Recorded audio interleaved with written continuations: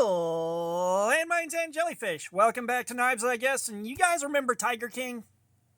That was neat.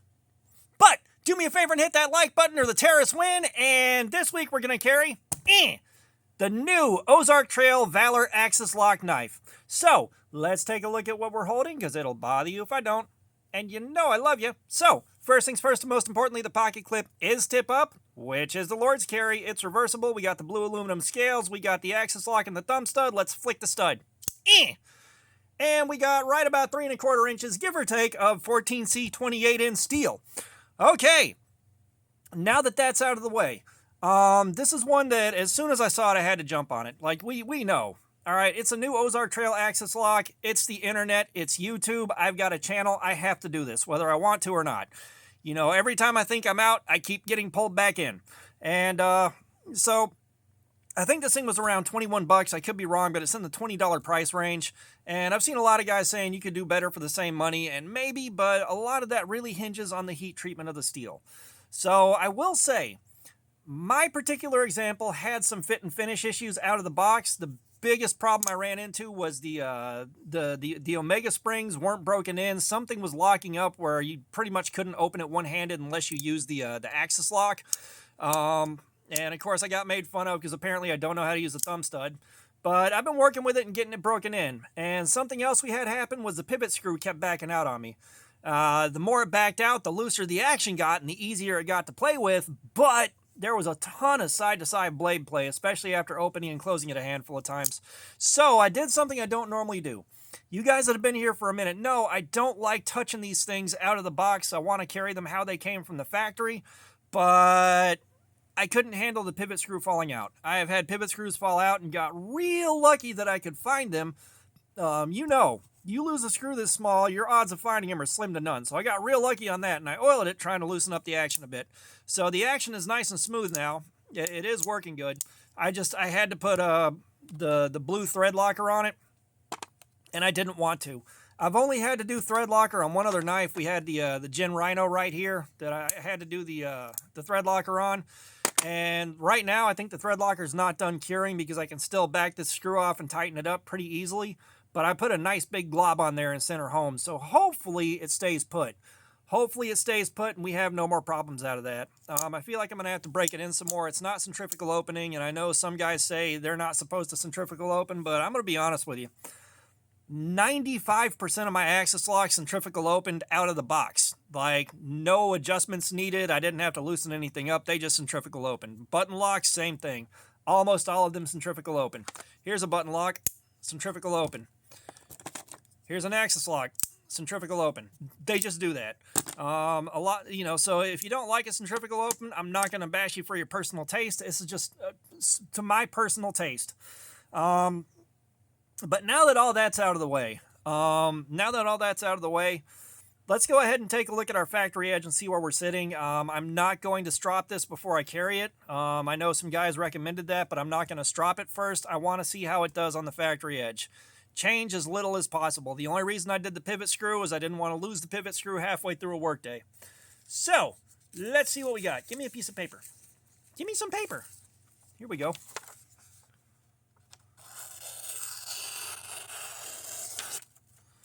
So that is not the nicest cut we've ever seen. That was a very loud cut with a lot of resistance on it. So let's get out the edge sharpness tester that you guys kindly provided through your super chat donations and your channel memberships. Thank you for that. I will always be grateful. And of course we got to do our preamble in case there are new faces, but the way this works, if you haven't seen it before, is it measures the number of grams of force it takes to cut through the wire on this calibrated test clip. The lower the number, the better. And everyone stand back. I'm arming the boy. Huh? There we go. All right, there she blows.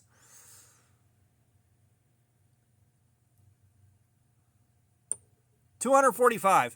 So it's not a god-awful edge. It will work. It'll do what you need it to do, but that's like my factory edges I prefer to see between 150 and 175.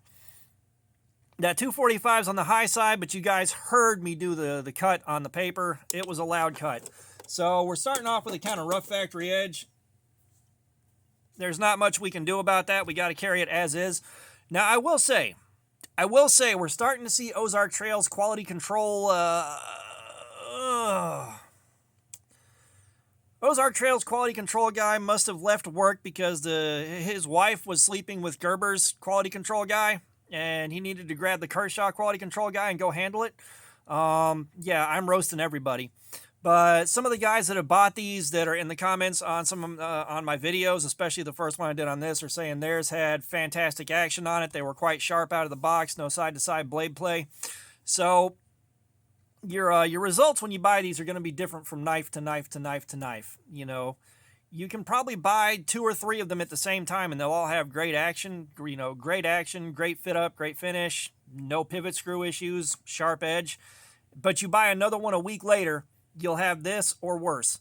I guarantee you at some point some guys are going to say their Omega springs broke, or the knife locked up and wouldn't close, this locked up right here. There's going to be something. You know, it was just like that with the dropout right here. It was just like that with the dropout right here. Like, mine were fantastic, but a lot of guys were getting a lot of problems. I'm expecting to see that come out of this. You know, this thing is probably going to break the internet and become highly, highly annoying at some point here. But I'm expecting to see just kind of running the gambit of quality control issues. There's a Fook Doozle sticker. Neat. But, yeah, so, like, what I'm looking forward to out of carrying this is it's going to be just fine. It's going to be just fine.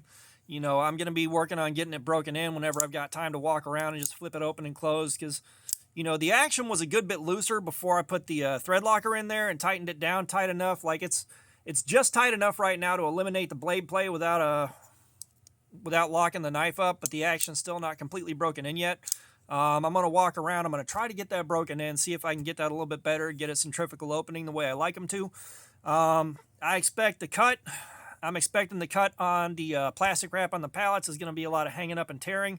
I suspect when I feed it some cardboard, it's probably going to go through there pretty nicely, because you got a fairly tall, very shallow hollow grind into a flat. Ozark Trail seems to do this grind pretty well on their knives. I haven't had any major issues with those. You know, normally a hollow grind causes a lot of extra resistance and push on the cardboard cut specifically, that just wedges itself in there. But Ozark Trails have been better than others about that. They just seem to do that grind really well, and it may be the soft transition to the flat up here. It's not a super, super deep hollow grind. They seem to get that right.